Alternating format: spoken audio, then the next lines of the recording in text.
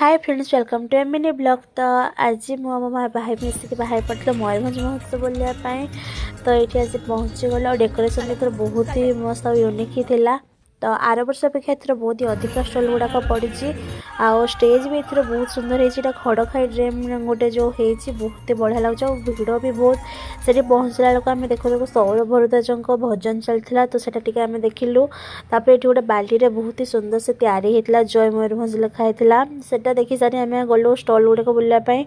आउ बहुत ही बढ़िया बढ़िया दुकान सब आयरिंग भी बहुत बढ़िया नुआ नुआ कलेक्शन थी। ये तो मत बहुत ही पसंद आसीगला। मेला आसु आसु आग इयरिंग से मुझे किणवा स्टार्ट करदेली। तो ये दुईटा भितर मुझे कन्फ्यूज होती है मुझे नहीं नेली। तापर ये देखुली कि बहुत ही बढ़िया बढ़िया सब यूनिक यूनिक स्टल गुड़ाक आसी आ छोट छुआ मान दोली गुड़ाक भी पड़ता एपटे सैड्रे।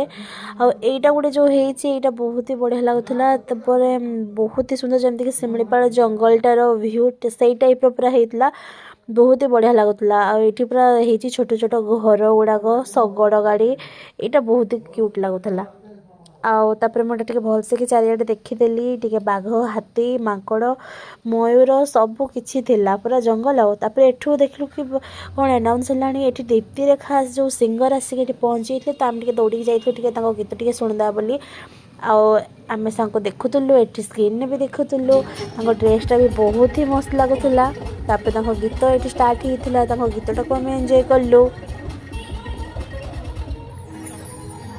तो जेहेतु राति बहुत होता थंडा लगुला मुझे नहीं आउ देखी हेबन। तो एतकी ही देखिकी आम आगे गलु। तापर आम जाइलु कौन कौन सब खाइबा दुकान आसी। तो आम टे देखिलु तापर पलैलु घर को। Bye bye.